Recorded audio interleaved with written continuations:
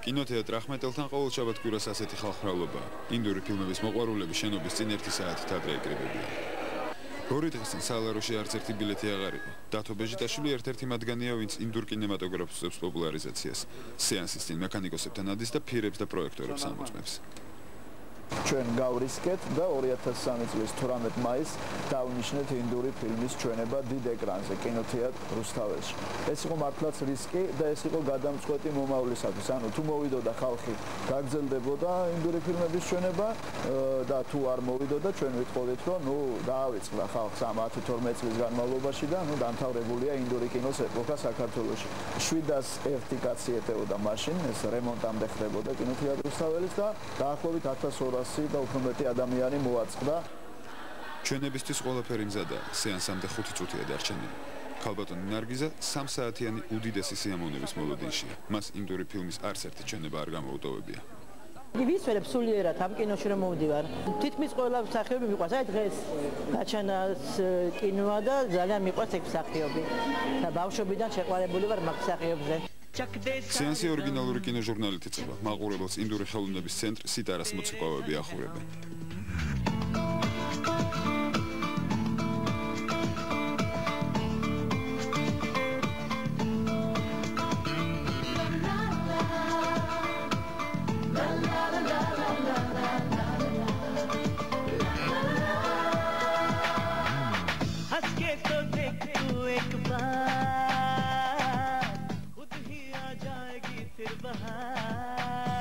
კინო დაიწყო. დარბაზში სრული სიჩუმეა.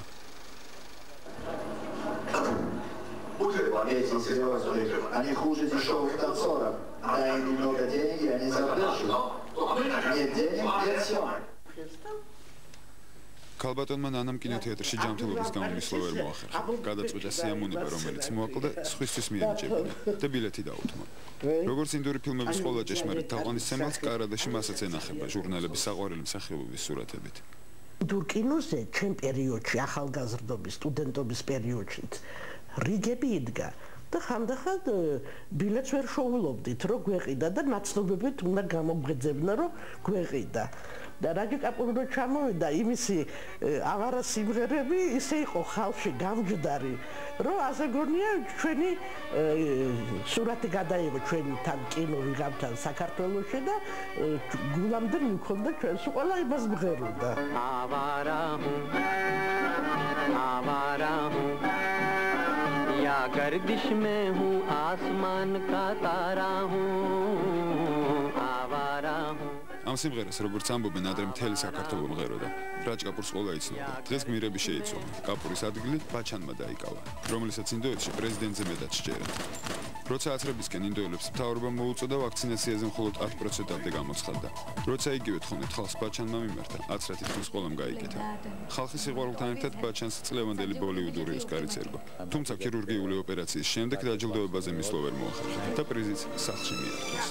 სულ რაღაც 2 თვის წინათ მან გადაიტანა მძიმე ოპერაცია. ერთი თვე პრაქტიკულად არ ჩანდა, არ ჩნდებოდა პუბლიკის წინაშე. სხვა შორის მე მინდა გითხრათ, რომ ის გახდა ინდური ოსკარის მფლობელი და ის არის 2005 წლის საუკეთესო მსახიობი. ერთხმად დაასახელეს.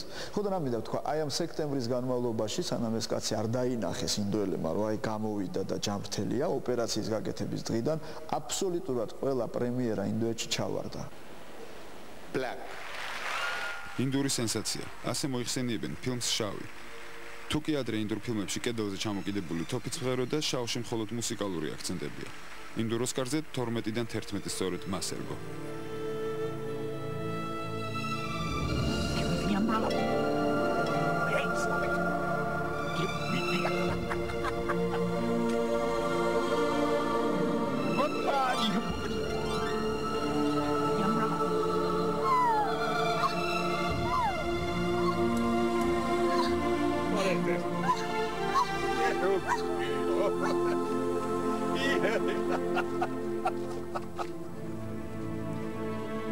ბოლივუდში მუშაობა წამითაც არ ჩერდება.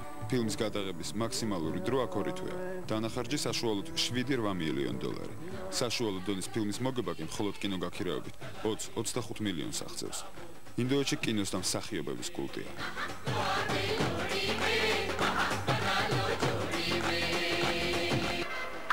Шарма. О, так вы дочь господина Шарма? ფარიდა ჯალალი ცნობილი ამ ფილმით, ბობით გახდა. ძველი თაობის მსახიობებში ის ერთ-ერთი ყველაზე ტიტულოვანია. ასაკი ხელს არ უშლის სხვადასხვა ცნობადი სახეშექმნას. ჩემი კინემატოგრაფში მოხვედრა რაჯ კაპურის დამსახურებაა. ის დიდი რეჟისორი და მსახიობი იყო. მთელი ცხოვრება მისი მადლიერი ვიქნები. ლატა მანგეშკარის გარეშე თითქმის არც ერთ ინდურ ფილმს არ იღებენ. ის ეკრანზე არასდროს ჩანს, თუმცა მისი ხმა ყველა ფილმში ისმის. მსახიობები გრძნობით მხოლოდ პირს აღებენ.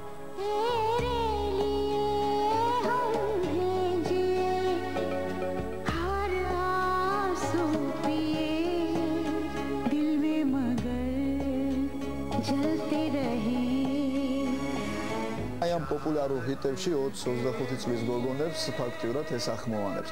თუმცა შორის ერთი ფაქტია აღსანიშნავი, რომ ამერიკელებმა უკვე ასე ვთქვათ იყიდეს მისი სხეული, ანუ კონტრაქტს აქვთ ხელი მოწერილი, რომ მისი გარდაცვალების შემდეგ გაკვეთავენ და აინტერესებთ, ნუ რა აქვს ამ ხმაში ამ ქალს, რომ აი 75 წლის ქალი ასეთი ხმით მღერის. ლატა უდიდესი ადამიანია. მე მის გარეშე ვერ მუშაობ. მას იმდენად უნიკალური ხმა აქვს, რომ 17 წლის გოგოს გახმოვან. თითო